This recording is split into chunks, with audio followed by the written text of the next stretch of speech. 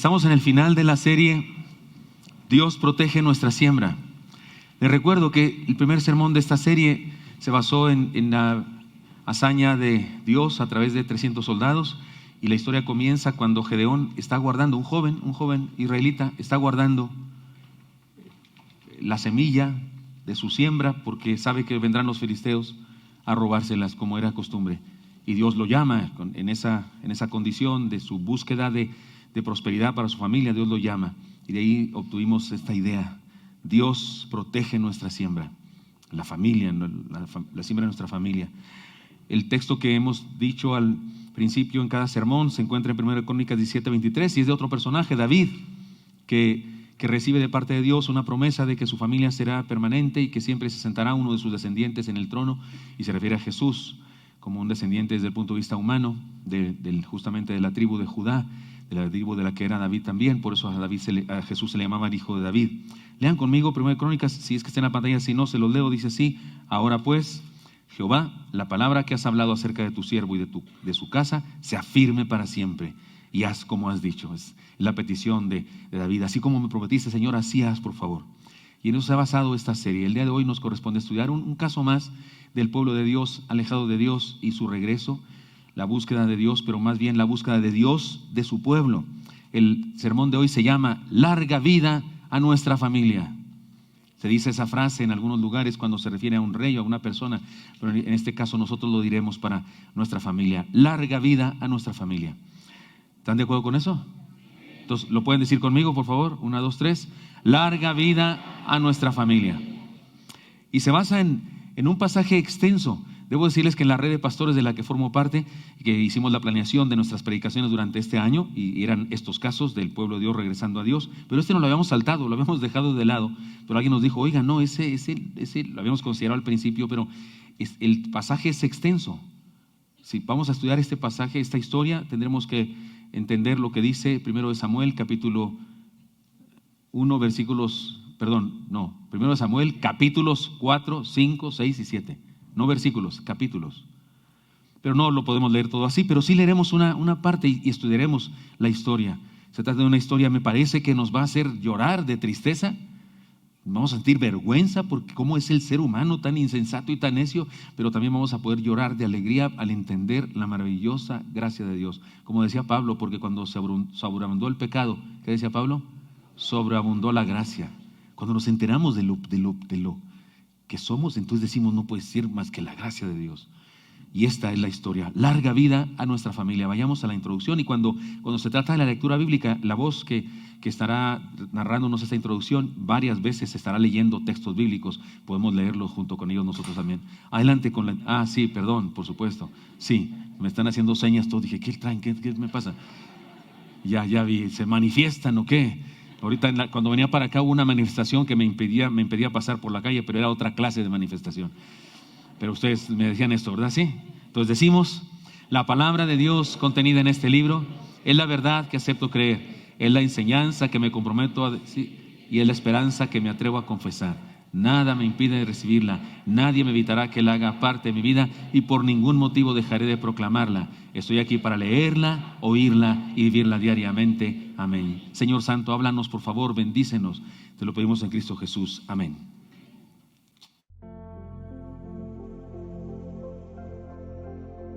Dios está presente en nuestra vida, y eso no depende de objetos, ideas, rituales o circunstancias.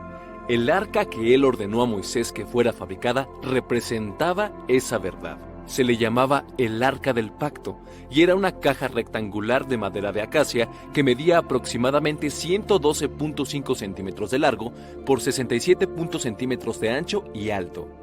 También se le llamaba el Arca del Señor, el Arca de Dios o el Arca del Testimonio. Estaba cubierta de oro por dentro y por fuera, y tenía 4 anillos colocados en las esquinas superiores, por los cuales pasaban 2 varas de madera de acacia que también estaban cubiertas de oro, con las que se transportaba. El arca se encontraba en el lugar santísimo. Solo el sumo sacerdote podía oficiar delante de ella, una sola vez al año. Sobre su tapa tenía unas figuras esculpidas de querubines, con sus alas extendidas uno frente al otro. Para el pueblo de Israel, el arca del pacto era una señal de la presencia de Dios entre ellos. Un día, después de una gran derrota ante los filisteos que los oprimieron durante muchos años, los ancianos del pueblo recomendaron llevar el arca a la batalla. Aquello fue un necio intento por obligar a Dios a defenderlos. Al parecer creían que el arca contenía el poder de Dios y que éste se habría de manifestar en la batalla. Dice la palabra: y envió el pueblo a Silo, y trajeron de allá el arca del pacto de Jehová de los ejércitos, que moraba entre los querubines. Y los dos hijos de Elí, Ofni y Finés, estaban ahí con el arca del pacto de Dios. Cuando los guerreros del pueblo de Dios vieron llegar el arca hasta el campo de batalla, hicieron tal alarido de gozo y victoria que los filisteos se aterrorizaron. Dice la palabra: y los filisteos tuvieron miedo porque decían: «Ha venido Dios al campamento». Y dijeron: «¡Ay de nosotros! Pues antes de ahora no fue así. ¡Ay de nosotros! ¿Quién nos librará de la mano de estos dioses poderosos? Estos son los dioses que hirieron a Egipto con toda plaga en el desierto». Las declaraciones de este pueblo idólatra nos revelan el pésimo testimonio del pueblo de Dios. Eran tan infieles al Todopoderoso Señor que sus enemigos creían que tenían muchos dioses a los cuales adoraban. Sin embargo, a pesar del temor que les tenían, se fortalecieron y a causa de su mismo temor pelearon como nunca. Este fue su llamado de guerra. «Esforzaos, oh filisteos, y sed hombres, para que no sirváis a los hebreos como ellos os han servido a vosotros. Sed hombres y pelead». Pelearon pues los filisteos, e Israel fue vencido, y huyeron cada cual a sus tiendas, y fue hecha muy grande mortandad, pues cayeron de Israel 30,000 hombres de a pie. Y el arca de Dios fue tomada, y muertos los dos hijos de Elí, Ofni y Finés. La tragedia fue mayúscula.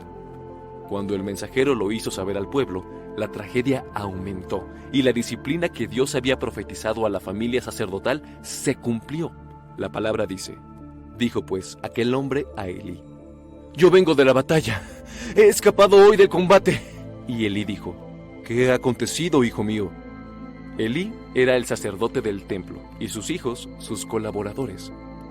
Este fue el mensaje, y el mensajero respondió diciendo: «Israel huyó delante de los filisteos, y también fue hecha gran mortandad en el pueblo, y también tus dos hijos, Ofni y Finés, fueron muertos, y el arca de Dios ha sido tomada».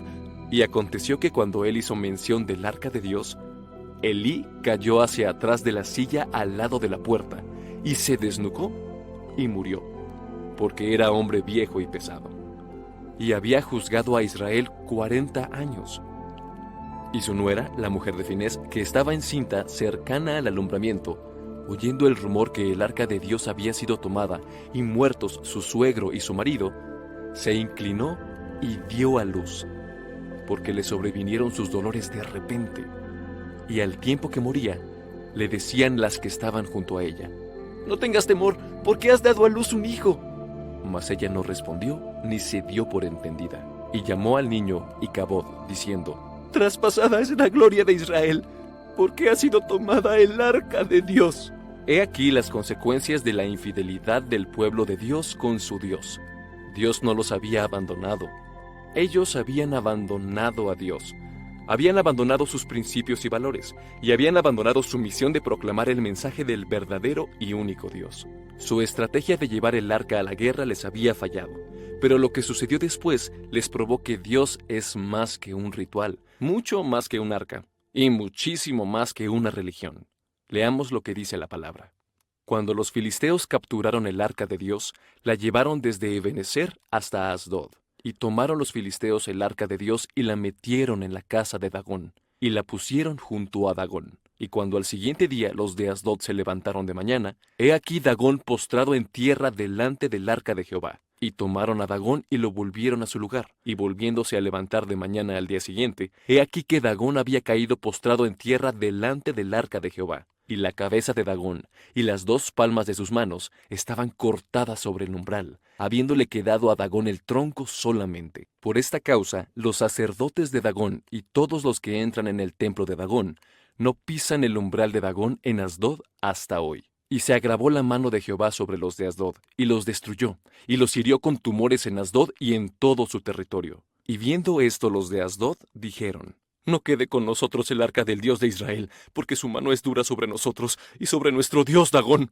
Convocaron, pues, a todos los príncipes de los filisteos y les dijeron: ¿Qué haremos del arca del Dios de Israel? Y ellos respondieron: Pásese el arca del Dios de Israel a Gat.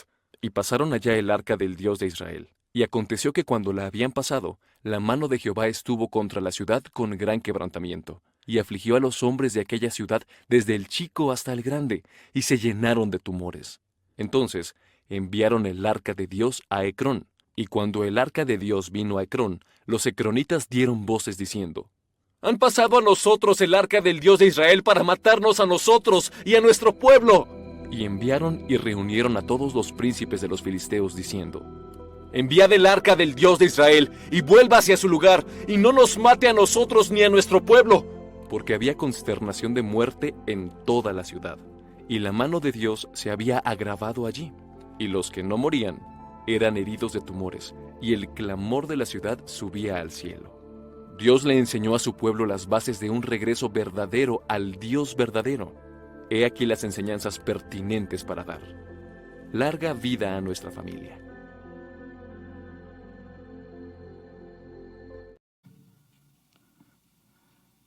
Amén. ¿Qué les parece la historia? Hasta aquí está triste, ¿no? Hasta aquí está triste. Hay algo de esperanza porque resulta que el ídolo de Dagón está postrado ante el arca de Dios. ¿No les da un cierto satisfacción eso? ¿No sienten así? Yo estoy dudando de si es santa esa sensación que yo tengo de pensar que el ídolo de una religión pagana, una religión llena de mentiras, está postrado. No ante Dios en el sentido estricto de la palabra, porque el arca no es Dios, pero ante lo que representa. Y Dios estaba presente ahí porque el arca representaba la presencia de Dios, pero la verdad es que Dios está presente en todas partes. Él es omnipresente, ni modo de negar esa realidad.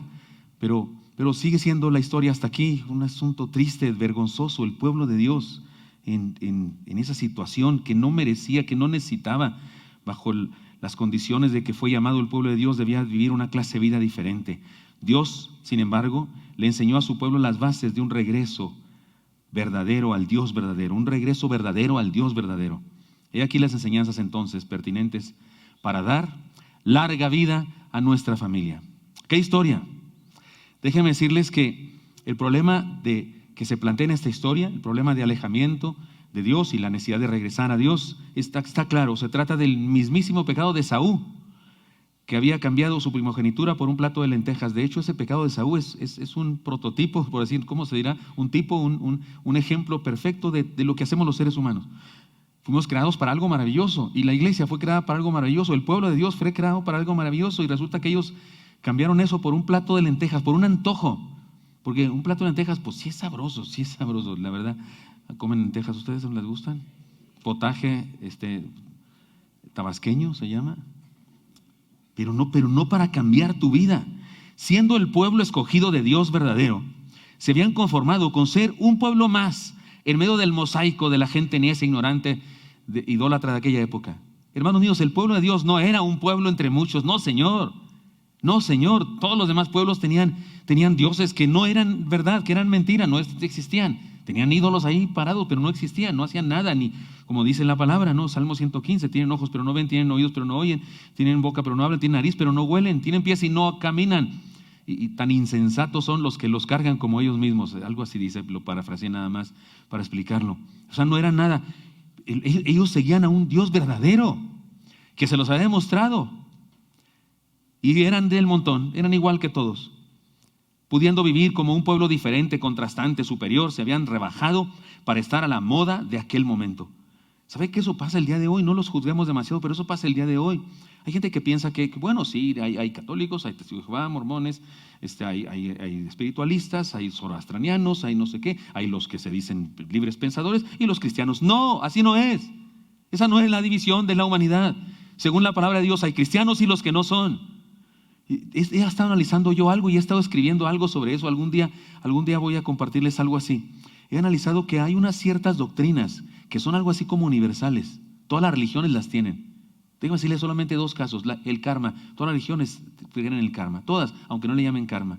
Y todas las religiones creen en el poder humano, en la capacidad humana para lograr cosas. Por esa razón, la mayoría de las religiones, no la mayoría, todas, sus dioses o sus héroes espirituales son humanos que llegaron a ser santos, iluminados, o el profeta, o cosas así.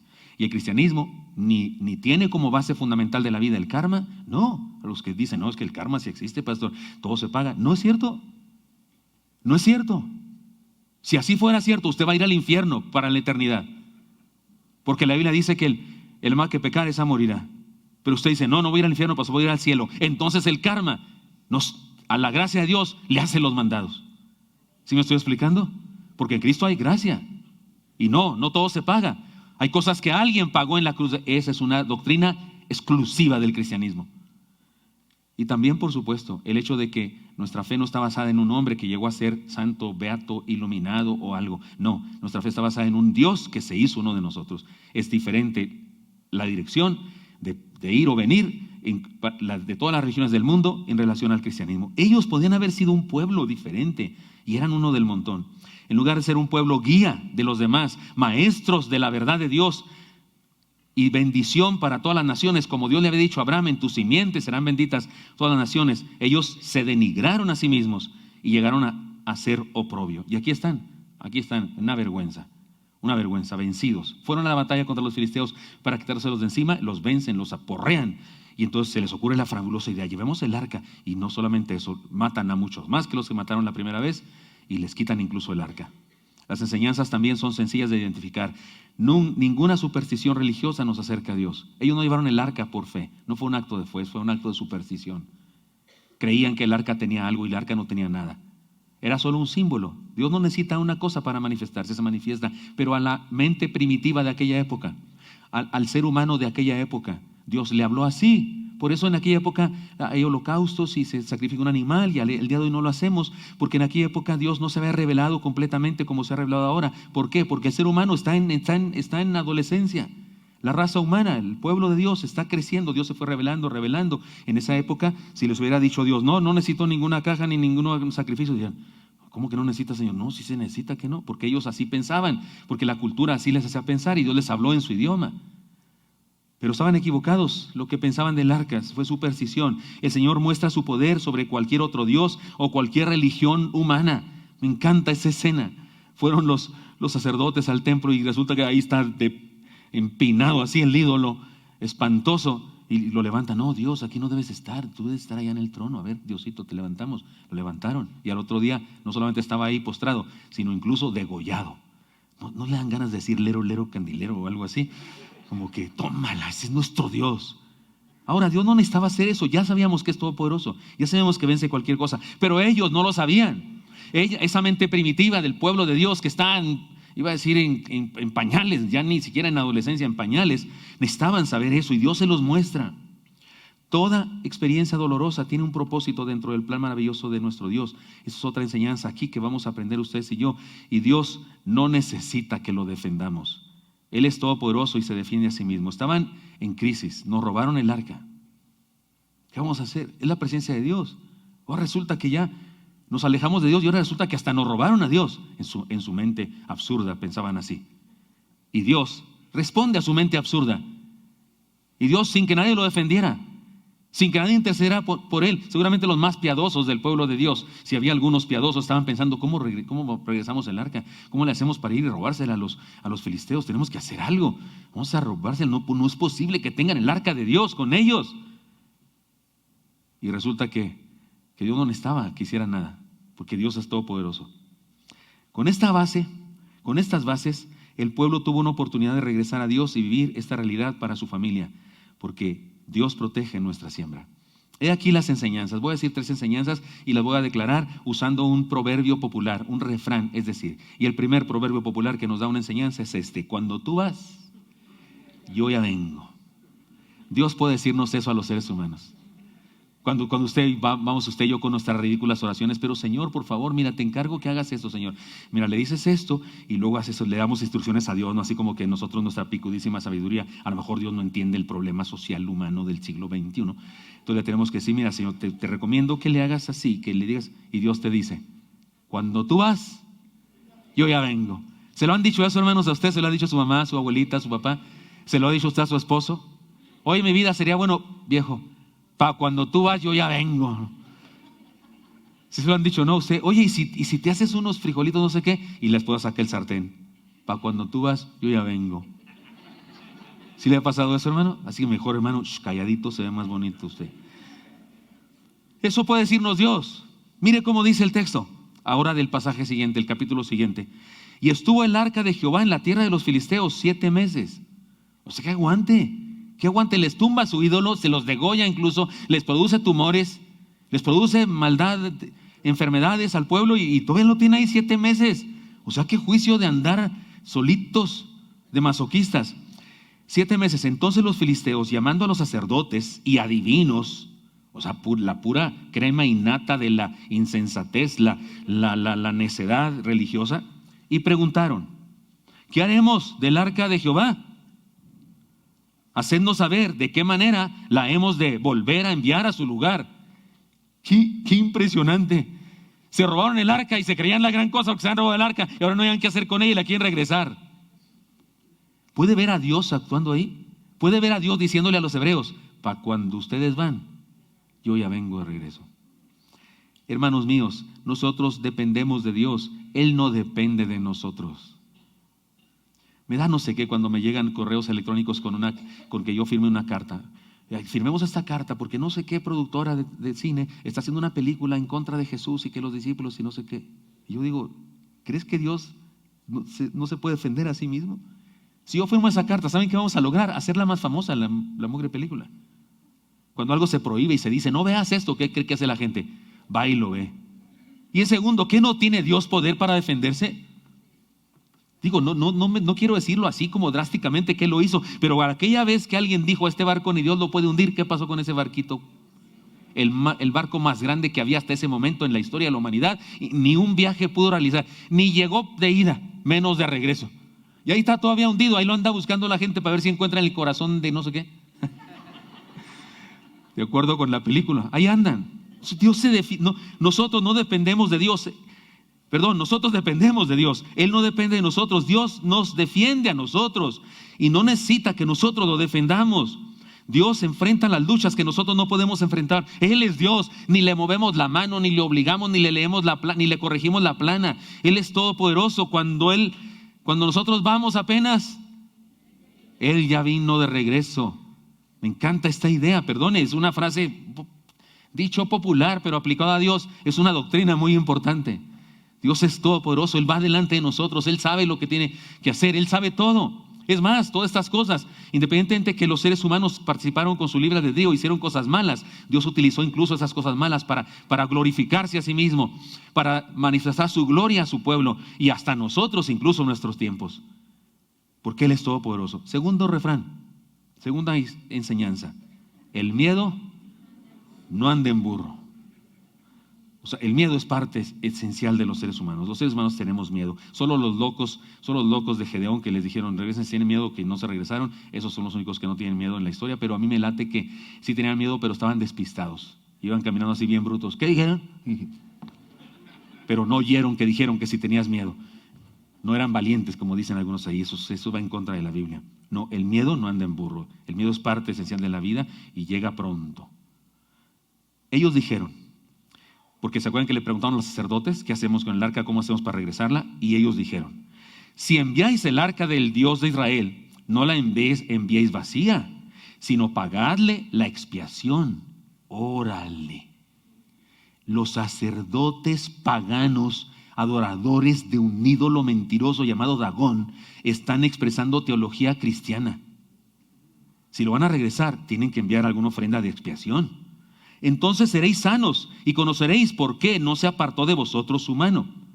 Ellos dijeron: ¿y qué será la expiación que le pagaremos? Y allí es donde viene la falsa teología. Ellos respondieron: conforme al número de los príncipes de los filisteos, 5 tumores de oro y 5 ratones de oro.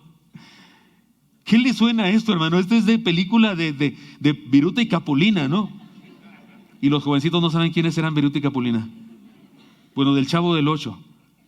O sea, ¿qué iban a entregar? 5 tumores. ¿Cómo se hace un tumor de oro?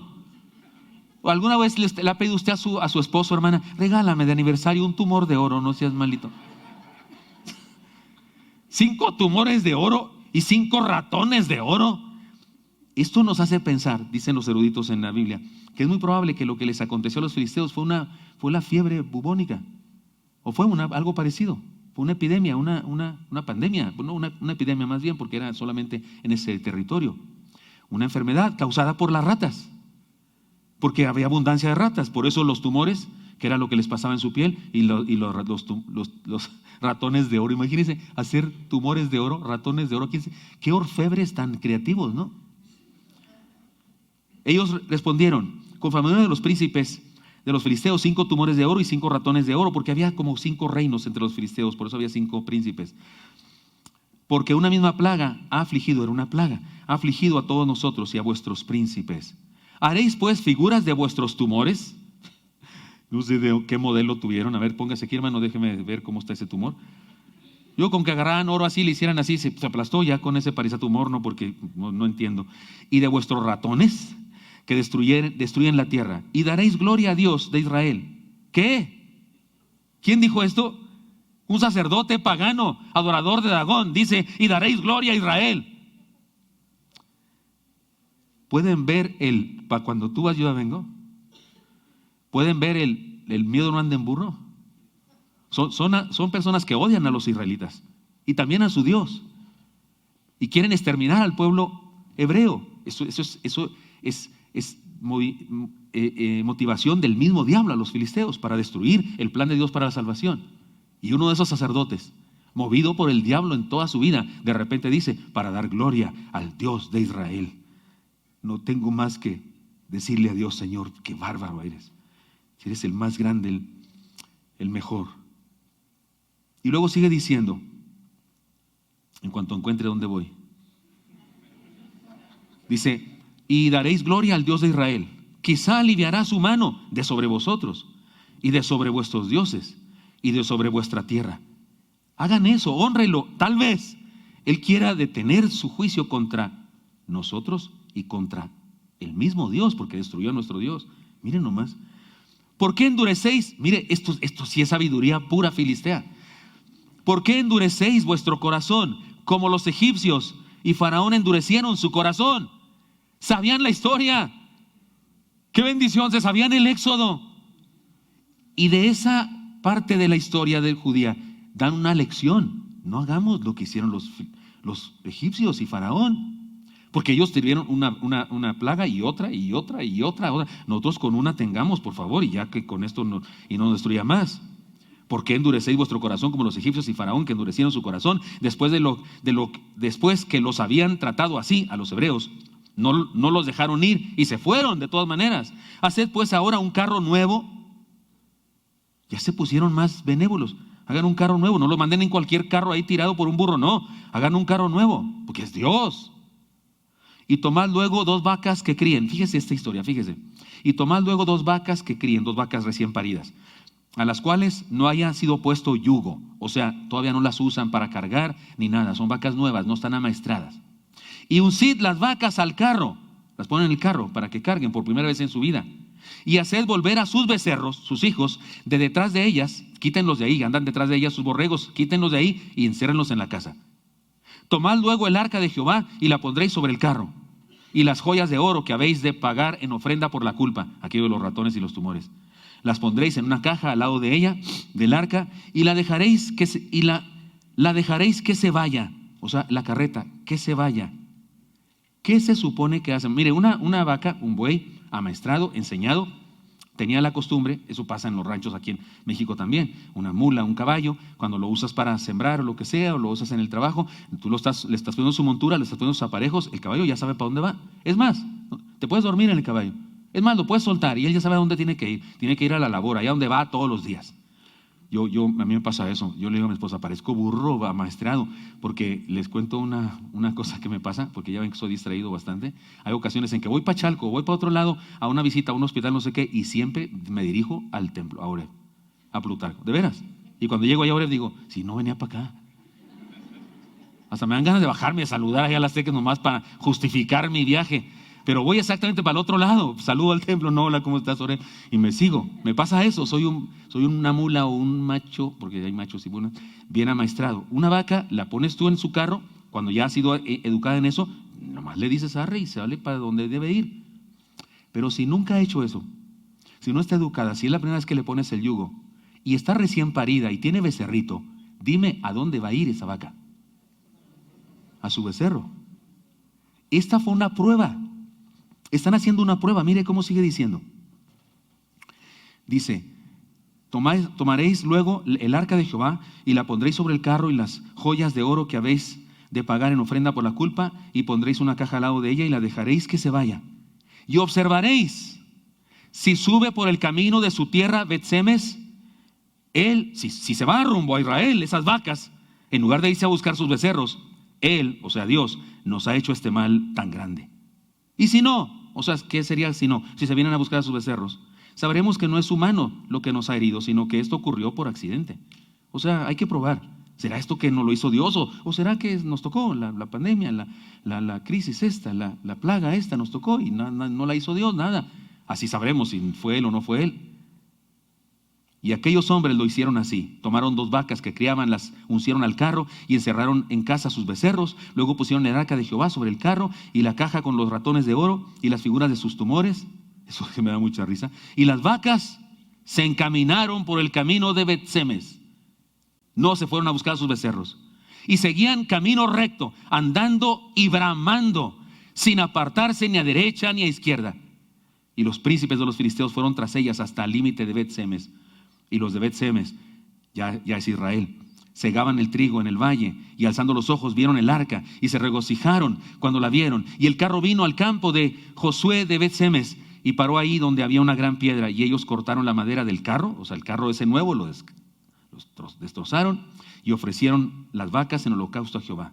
Y los levitas bajaron el arca de Jehová y la caja que estaba junto a ella, en la cual estaban las joyas de oro, y las joyas de oro, los ratones y los tumores, y las pusieron sobre aquella gran piedra. Y los hombres de Bet-Semes sacrificaron holocausto y dedicaron sacrificios a Jehová en aquel día.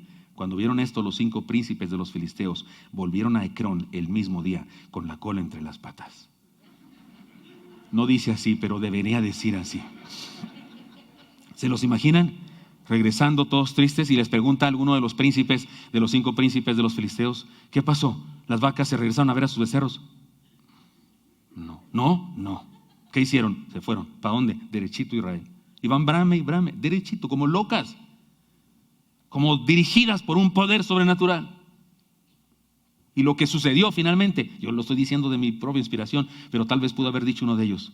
Lo que pasó es que el Dios verdadero de los hebreos regresó a ellos. No estaba Dios en el arca, ya sabemos, pero era una manera de manifestar a Dios regresando a ellos.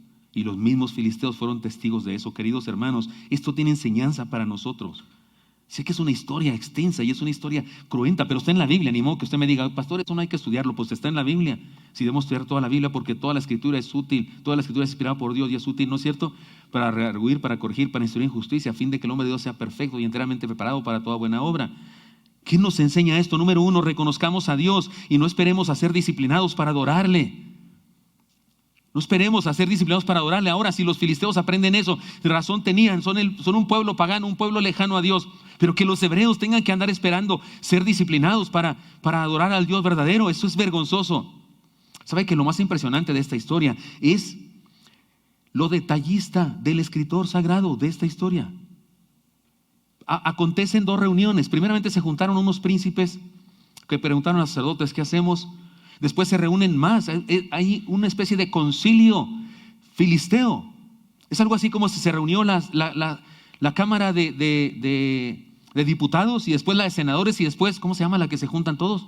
¿Quién sabe qué es la nación? ¿Cómo se llama eso? Congreso. Y entonces se juntan todos. ¿Qué hacemos con el arca? Ya la llevamos a otro pueblo filisteo y los de ahí dicen: ¿por qué no la traen a nosotros? Nos traen muerte, ¿qué hacemos con ella? Y los sacerdotes, está ahí el poder religioso y el poder político, están reunidos todos, y el escritor sagrado nos dice los detalles, nos dice el discurso más largo de un filisteo en toda la Biblia, 120 palabras. ¿Y usted las contó usted, pastor? No las conté yo, pero las contó otro y me lo dijo. Un erudito en la Biblia, de esos muy estudiosos, demasiado detallistas. Él dice: son 120 palabras en el idioma hebreo. Es el discurso más largo jamás leído de un filisteo. Y no concluye ahí, porque ese es un discurso único de un sacerdote filisteo. Pero hay todo ahí un una confrontación entre ellos, un diálogo de 4 direcciones, se cuentan así, y la narración es detallada, les dijo qué hacer, qué no hacer. Parecería que el que estuvo ahí es un testigo ocular, parecería que el que estuvo ahí y que cuenta esta historia estuvo presente. No puede ser alguien nomás de chisme o yo, alguien estaba presente. Pudo haber sido un hebreo, espía, muy poco probable. Yo me atrevo a pensar que es un filisteo, que le pareció tan importante esta historia que dijo, esto se debe saber. Dijo, esto se debe saber, esto es extraordinario, esto es inaudito para nosotros, pero esto se debe saber. Y que tal vez lo escribió en una de sus crónicas filisteas, y que ese trozo de alguna manera llegó a ser parte de alguien y se incluye finalmente en el libro primero de Samuel. No sé, pero como haya sido, está claro que aquí hay enseñanza. Los versículos 3 al 6 del discurso de sus sabios muestra un cierto conocimiento de la ley de Dios. Debemos hacer expiación, dice el sacerdote. Los hebreos les había dicho Dios que hicieran expiación. Precisamente había un día de la expiación incluso al año. Sin embargo, todo el pasaje también está lleno de su doctrina, su forma equivocada de entender. No entendía ni papa quién es Dios ni qué quiere Dios. Hicieron figuras cuando Dios dijo, no harás imagen ni ninguna semejanza de lo que hace arriba en el cielo, ni abajo en la tierra, ni debajo de las aguas. Y ellos hicieron la figura de un ratón y unos tumores. ¿Qué es eso? ¿Qué es eso? Como para congraciarse a Dios. Por supuesto que estaban equivocados, pero no podemos exigirles mucho. No son el pueblo de Dios. Por supuesto, violaron cada rato en la forma de llevar el arca en un carro, aunque haya sido un carro nuevo, tampoco era la manera correcta. El mismo David se equivocó en eso. Más adelante se lee en la escritura.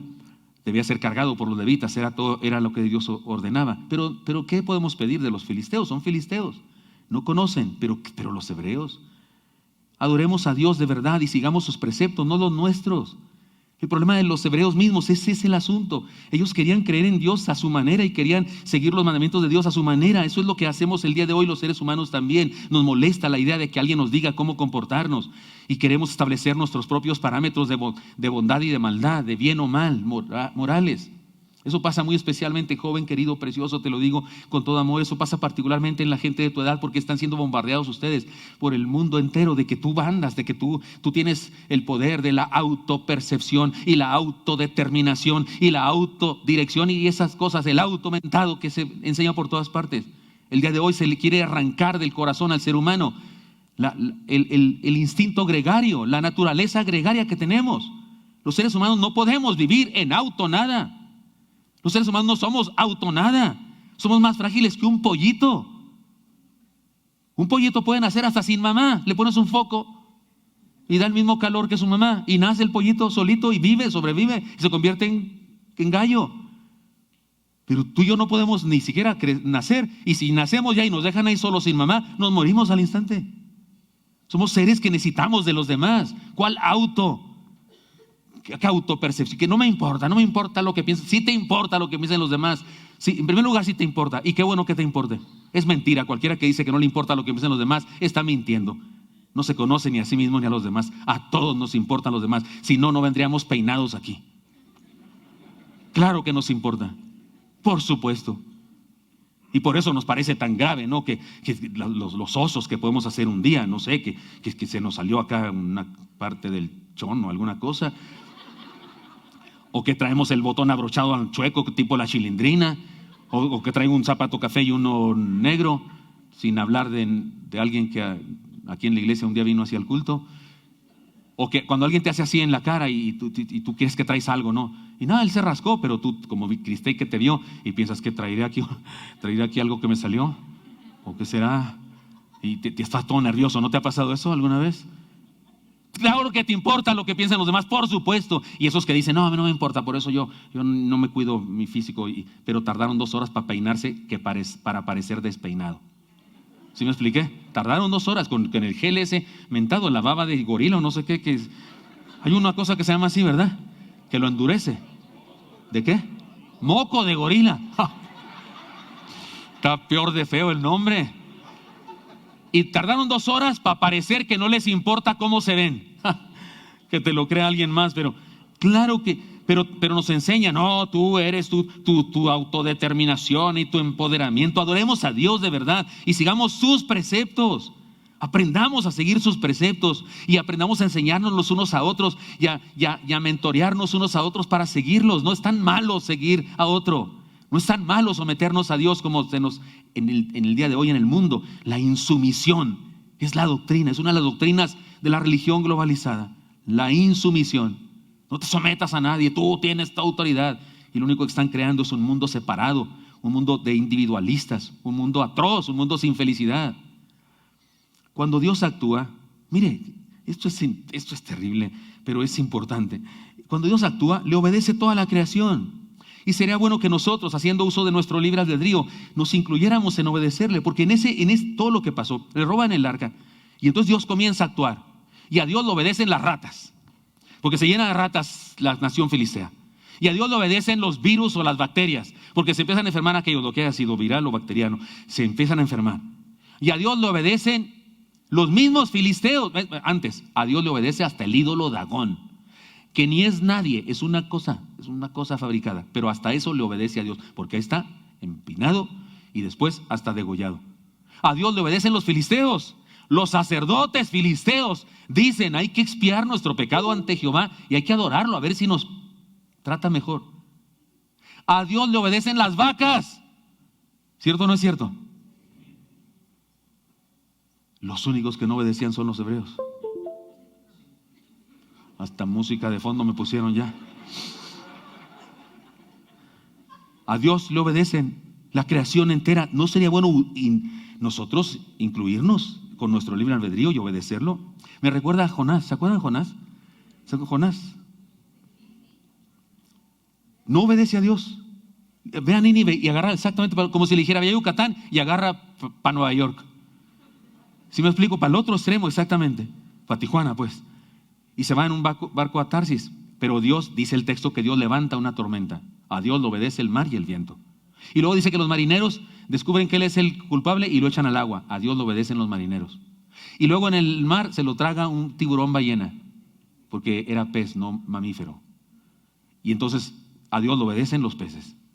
Y luego va y lo vomita en el mar, lo sigue obedeciendo. Y luego en la playa. Y ya en Nínive, a Dios le obedecen los ninivitas, otro pues un pueblo pagano. Y como el rey puso en ayuno y cilicio a toda la nación, incluyendo los animales, pues imagínense los gatos, perros, bueyes, camellos y caballos ayunando.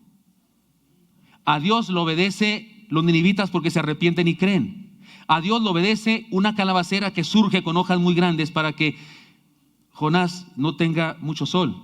A Dios le obedece un gusanito que va y se come la calabacera para que se destruya. ¿Se acuerdan de eso? Y a Dios le obedece el sol que quema con más fuerza que nunca la cabeza de Jonás. Y el único que no obedece a Dios de todo ¿quién es? Por eso decimos: ay, Jonás, ¿qué te pasa? Eso pasaba acá.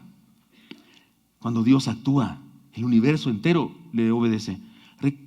Pero nosotros tenemos libre albedrío, obedezcámosle también. Reconozcamos la necesidad e importancia de la expiación de nuestro pecado, como los mismos filisteos reconocieron. Y hermanos míos, aquí viene una enseñanza filistea. Tengamos cuidado de no endurecer nuestro corazón como habían hecho Faraón y los egipcios. Eso lo dijo un sacerdote filisteo. Cuando usted le enseña a alguien: oye, no hay que ser como Faraón y como Egipto, dígale: eso me lo enseñó un filisteo. Porque es un sacerdote filisteo que le dice al concilio filisteo: tengamos cuidado, seamos mejores que aquellos y obedezcamos a Dios con una plaga, no esperemos 10.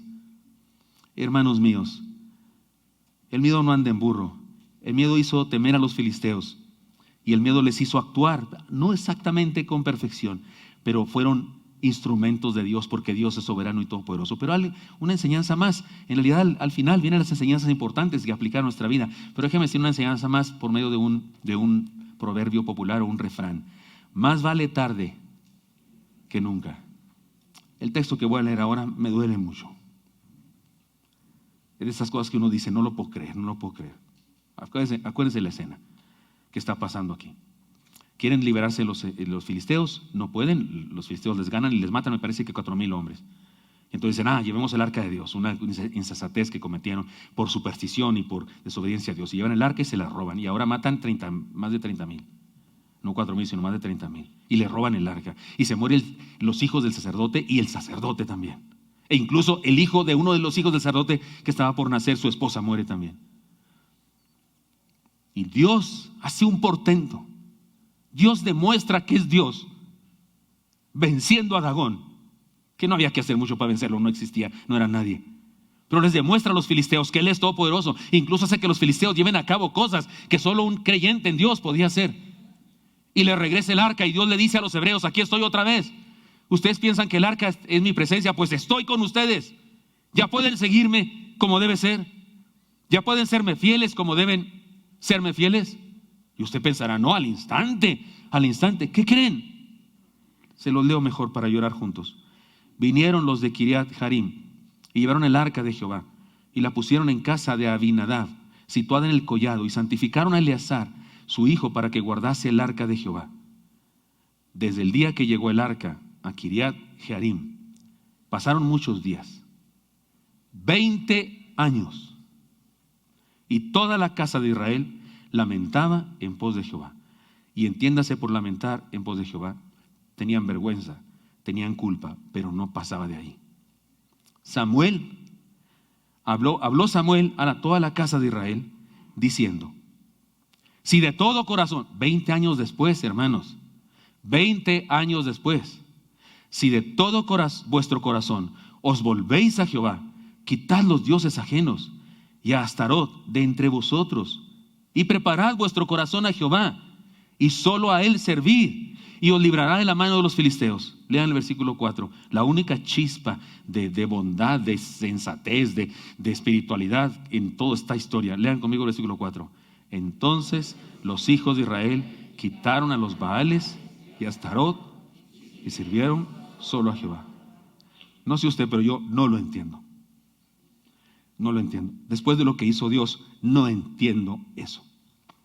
O sea, después de lo que hizo Dios en Israel, había troncos, porque se lavaba a través de un palo mugroso, un tronco, Astoret, e ídolos pequeños de barro de Baal. Seguía viendo eso. ¿Qué no viste lo que le hizo Dios a un ídolo gigantesco? El de Dagón era muy grandote.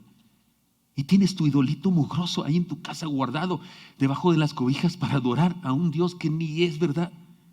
Y sigues rindiendo culto a ese tronco ahí labrado, que un artesano lo hizo.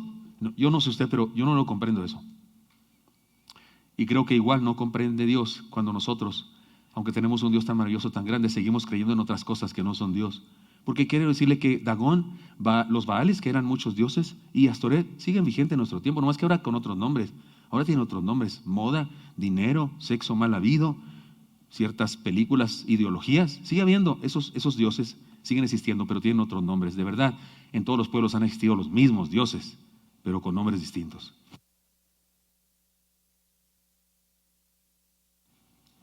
Sin embargo, hay enseñanza aquí para nosotros hoy. Dios siempre toma la iniciativa en buscarnos. Si Él toma la iniciativa, regresemos a Él nosotros ahora mismo. Aquella vez que los primeros discípulos de Jesús, Juan y Andrés, buscaron a Jesús porque Juan el Bautista les dijo: el Cordero de Dios que quita el pecado del mundo. ¿Se acuerdan de esa frase? Y lo van y lo siguen. Jesús les dijo: ¿qué buscáis? Uno pensaría: ellos buscaron a Jesús. No, Señor, Jesús los buscó a ellos primero. Juan el Bautista fue instrumento de Dios para que ellos recibieran ese impulso a buscarlo. Cuando usted y yo buscamos a Dios, en realidad es porque Dios ya nos buscó antes. ¿Y quién cree que puso ese deseo de buscarle? Él nos busca primero. Y aquí una vez más se cumple eso. Él regresó. No es que el arca fuera Dios, no, pero eso fue el símbolo. Él regresó a ellos. Dios siempre toma la iniciativa. Nosotros hagamos lo que nos toca. Más vale tarde que nunca, pero hacerlo temprano es extraordinariamente bueno. Y en un sentido real, usted y yo nunca lo hacemos temprano, siempre es tarde, porque no debemos apartarnos de Él nunca jamás. No importa qué edad haya sido cuando nos convertimos, siempre fue tarde, porque Él lo hizo primero que nosotros. Sirvamos al Señor, y Dios personal e integralmente. Y por decir Dios personal e integralmente me refiero en todo lo que hacemos. No solo los pastores que nos dedicamos de tiempo completo a esto de la predicación de la palabra, no solo los misioneros, todo cristiano, un doctor, un ingeniero, un comerciante, una enfermera, que corta el pelo, toda persona que hace lo que hace, un albañil, todos lo que hacemos, somos cristianos. En el Congreso de Mujeres estudiamos un pasaje de Filipenses, ahí donde dice: ocupados de vuestra salvación. Y algunas personas usan ese texto para decir que la salvación hay que cuidarla porque se nos puede perder. No puedes perder lo que no ganaste, lo que no conseguiste por tu esfuerzo. Lo que te regalaron es tuyo para siempre porque Dios te lo regaló y Él no cambia. Porque irrevocables son los dones y el llamamiento de Dios, así dice la palabra. Pero entonces, ¿qué se refiere? ocupados de vuestra salvación, que la vivas, que la disfrutes. Como si compras un carro, te regalan un carro, ocúpate de tu carro y úsalo. Y sé feliz, no lo tengas encerrado. La idea es que ocuparse es nuestra profesión. La palabra griega es la misma palabra para profesión, para ejercicio, de un oficio, de algo. Yo le decía a las hermanas en el primer conferencia, allá en el retiro, ¿Usted a qué se dedica usted? Si alguien le pregunta, oye, ¿cuál es tu ocupación? Dígale, ser salva. Esa es mi ocupación, soy salva. Cuando se hacen encuestas que te preguntan y nombre y edad y no sé qué, ocupación, póngale. La próxima vez, por favor, póngale. Ocupación, ser salvo o ser salva. ¿Sí me expliqué? Porque eso es lo que soy. Soy un vendedor de seguros, pero soy salvo. Soy un salvo que vende seguros, que es mi trabajo. O soy un carpintero que se dedica a ser salvo. Lo que quiero decir con esto es que no importa qué esté haciendo, no solo cuando estoy en el templo, soy cristiano en ese lugar, en ese contexto. Eso es algo que este pasaje nos desafía a vivir. Sirvamos al Señor y Dios personal e integralmente. Esta historia así global que he tratado de enseñar los principales puntos diciendo: para cuando tú vas, yo ya vengo, porque Dios es primero siempre. El mío no anda en burro, porque eso motivó a los filisteos, y más vale tarde que nunca, y eso es lo más importante para nosotros. Pero ahora, déjeme concentrarme en algo que tiene que ver con nuestra serie. Dios guarda, Dios protege nuestra siembra. En toda esta historia global de un pueblo necio, que no debemos juzgar con mucha rudeza porque no somos mejores que ellos, hay un detallito familiar ahí. Hay un detallito familiar. Samuel, al que se atribuye la autoría de este libro, el personaje que predica aquí, exhorta a los hebreos, era un niño cuando su mamá lo llevó al templo de Dios para que se dedicara al sacerdocio, porque era de la tribu de Leví. Y su maestro fue Elí, un sacerdote que tenía 2 hijos, Ofni y Finés, rufianes de primera, esos sacerdotes, perversos, rateros, fornicarios. En el mismo templo hacían sus fechorías. Lo dice la Escritura. Y Dios le dio una profecía a Samuel cuando era muy jovencito para que se la diera a Elí. Y la profecía decía, dice Dios, que porque preferiste a tus hijos que a él, y porque no estorbaste a tus hijos, dice Dios que borrará la herencia de tu familia sobre la faz de la tierra. No habrá descendencia tuya. Contigo se acaba tu familia. Y en esta historia acontece eso, porque son sus hijos, Ofni y Finés, que llevan el arca, son los sacerdotes, y los matan a ellos 2. Ni eran guerreros, eran unos holgazanes, eran unas personas feas. Los matan y además le roban el arca. El mensajero viene y le dice a Elí es un hombre obeso, parece que así es, y viejo, cae de espaldas de su silla, que ya no se levantaba mucho de su silla, dicen los historiadores, y se desnuca. Bueno, pero tenía uno de sus hijos, una esposa embarazada, sí, pero ella también se muere. Y le nace un hijo, y existe la posibilidad de que ahí terminó la familia y no hubo más descendencia de Elí, porque se cumplió la profecía del Señor. Yo sé, hermanos, nuestros hijos son libres de actuar como ellos quieren. Y no podemos culpar a los padres de las cosas que hacen sus hijos, a menos que hayamos sido pasivos y no hayamos hecho lo que nos corresponde. El texto dice, porque no estorbaste a tus hijos y los preferiste a mí. Hijo mío, te amo con todo mi ser. Hija mía, te amo con todo mi corazón, daré mi vida por ti. Pero eso que haces o eso que vas a hacer, no lo acepto, no lo celebro. Y te digo que está mal delante de Dios y que destruye tu vida. Te sigo amando igual que siempre, pero no comparto lo que haces. Y sufro y lloro por saber que vives de esa manera y por saber que haces eso. Pero igual te amo y lo que necesites de mí, estoy para servirte. Se vale seguir siendo un buen papá, una buena mamá, pero diciéndole a nuestros hijos lo que no está bien. Es un hecho, los jóvenes de hoy, nuestros hijos de hoy están en una situación que usted y yo no estuvimos nunca. Están siendo presionados de una forma terrible por la sociedad. Porque a usted y a mí nos provocaban a pecado los amigos malvados ahí, que éramos igual que ellos. Pero el día de hoy la provocación a la maldad está en los libros de texto. En mi época los libros de texto decían cosas buenas. ¿Se acuerda, hermano? Nos hablaban de portarse bien. En nuestra época, de hacer las cosas decentemente. El día de hoy los libros hablan de indecencias como si fueran decencias. Y nuestros hijos están metidos en eso. Y súmele que en la televisión y todas las películas hablan de esas cosas. Que jamás alguien nos pueda decir, que jamás Dios nos tenga que decir que preferimos a nuestros hijos en vez de adorarlo a Él. Por supuesto que amamos a nuestros hijos, por supuesto. Pero ¿sabe qué? Cuando le decimos a nuestros hijos, cuando les estorbamos, independientemente de que no podemos evitar que hagan lo que hacen, pero les manifestamos nuestra desaprobación, ellos mantendrán eso en su corazón. No solamente será el hecho del Espíritu Santo obrando en sus vidas, no solamente será el hecho de que eso dice la Biblia que está mal, cualquier cosa que sea, lo que usted está imaginando, lo que sea, pero también guardará en su corazón que su padre, que su madre entiende que eso está mal y que sufre por causa de eso. Y espero que esa piedra en el zapato les duela durante toda su vida, porque tal vez un día van a despertar de su error y tal vez incluso por amor a sus padres van a poder dar marcha atrás y buscar al Señor que les está buscando primero. Sea lo que sea, hay oportunidad para que nuestros hijos se desvíen del camino del Señor en los juegos de video, en las películas, en las series de televisión, en los amigos, en las fiestas, en donde quiera.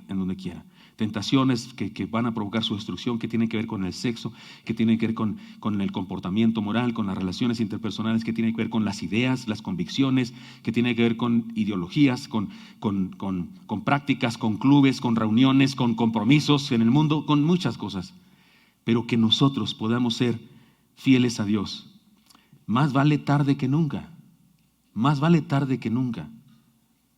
La historia del pueblo y su alejamiento de Dios para regresar de nuevo nos comparte la experiencia de esta familia. Una familia sacerdotal que tenía todo para vivir a plenitud y ser un instrumento de bendición al pueblo. Tal familia el día de hoy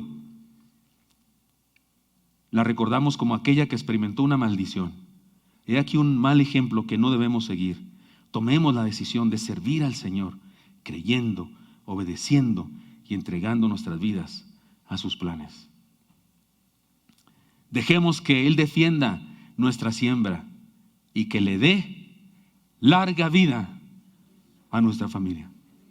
Hermano, vamos a orar y les quiero pedir, es el último sermón de esta serie, y les quiero pedir que vayamos al Señor y pongamos nuestras vidas en sus manos. Y tal vez usted y yo tenemos que venir al Señor y decirle: Señor, aquí está mi vida, bendice mi familia. Estoy seguro que ninguno de nosotros se ha alejado de Dios como los hebreos lo hicieron en aquella ocasión. No estaríamos aquí, por supuesto, no estamos en ese nivel de alejarnos de Dios, pero cada día conviene acercarnos a Dios, cada día conviene reconocer, ¿cómo se dice ahora en el asunto administrativo? Se dice, tenemos áreas de oportunidad. Antes se refería a eso, errores, ¿no? Errores, tragedias, burradas, ahora se llama áreas de oportunidad. Tal vez usted y yo tenemos áreas de oportunidad en la fe. ¿Sí me expliqué? Regadotas. ¿Qué tal que volvemos a Dios? ¿Y tal que le decimos a Dios: aquí está, Señor, mi familia? Y tal vez tenemos un papá, porque no solamente los padres se preocupan de sus hijos, hay hijos fieles a Dios, hay hijos en nuestra iglesia que aman a Dios con todo su corazón, que vienen incluso en contra de la voluntad de sus padres o de uno de ellos, que los critica y les molesta porque va a la iglesia. Tal vez alguno de nosotros tiene un padre, un hermano, un hijo, una hija, un yerno, una nuera, un consuegro, consuegra, un pariente, un amigo que está alejado de Dios y que debía regresar a Dios. Pidámosle a Dios que proteja nuestra siembra y pidámosle que bendiga ese ser querido, que regrese a Dios, que regrese a Él. Vamos a poner en las manos de Dios. Si usted acepta este reto, yo le pido que en su lugar se ponga de pie, y si está con alguien más de su familia y quiere invitarlo a ponerse de pie, tómelo de la mano y dígale: vente, vamos a poner nuestra familia en las manos de Dios. Vente, vamos a consagrarnos a Dios. Y por favor, piense en su mente y dígaselo a Dios en su mente, de ese ser querido, de ese papá, de esa mamá, de ese hijo, de esa hija. Y pongan en las manos de Dios. Y siga amando a ese papá, a esa mamá. Siga amando a ese hijo, a esa hija. Y cada vez que vea a su hijo o su hija, muéstrele su amor Ámelo, abrácelo, abrácela, béselo, bésela. Dígale cosas lindas. Pero cuando sea oportuno, hágale saber que no comparte, que no celebra lo que hace, lo que vive, y que está orando, y que es su más grande dolor verle fuera de ese principio de la voluntad de Dios. Hágalo con cariño, con amor, no le sermonee, ni le zarandee, ni le ofenda. Hágalo con amor porque lo ama, porque estoy seguro que lo ama, la ama, los ama. Hagámoslo así, pero pidamos a Dios primero, porque Él es poderoso, porque cuando yo voy, Él ya viene. Dígame a Dios, pero Señor, aquí está este ser querido. Hágalo, dígaselo a Dios, hermano. Ahí en su mente, ponga, digamos así, metafóricamente, ponga en sus manos el nombre de esa persona y dígale a Dios, aquí está, Señor, aquí está. Aquí está mi ser querido. Tal vez incluso alguien está poniendo en las manos de Dios a su esposo mismo o a su esposa misma. Independientemente de que esté aquí o no esté aquí, usted está poniendo a su pareja, a su compañero o compañera. Hágalo, dígale a Dios, aquí está. Oremos, Señor Santo, aquí estamos delante de ti, Señor. Te reconocemos, el Todopoderoso, el que vence a cualquier ídolo y que puede destrozar cualquier idea, cualquier filosofía ajena a tu palabra. Tú, el que nos busca siempre, el que nos hace regresar, porque tú vienes a nosotros primero. Señor, gracias por tu gracia tan abundante, tan gloriosa. ¿Cómo es posible que siguieras amando a ese pueblo idólatra, a ese pueblo insensato? ¿Cómo es posible? ¿Cómo es posible que nos ames a nosotros todavía? Pero gracias, Señor. Pero aquí estamos, Dios, y queremos poner en tus manos a nuestros seres queridos. Escucha el ruego de mis hermanos que tal vez están poniendo en tus manos a un papá, una mamá, un esposo, una esposa, un hijo, una hija. Señor, escucha nuestros ruegos, por favor, y salva, atrae a ti, Señor, a nuestros seres queridos. Sé que en algunos casos pensaríamos que se trata de algo normal, así son todos, no hay problema. No reniegan contra Dios, no blasfeman con palabras, pero tal vez con su comportamiento sí lo están haciendo, y por eso te queremos pedir que los perdones y que los atraigas a ti una vez más, Señor, y los bendigas. Aquí están, Señor, nuestros seres amados, que son más amados por ti que por nosotros, lo sabemos. Bendice las familias, defiende nuestra siembra, Señor. Y te pedimos que hagas el milagro de dar larga vida a nuestra familia.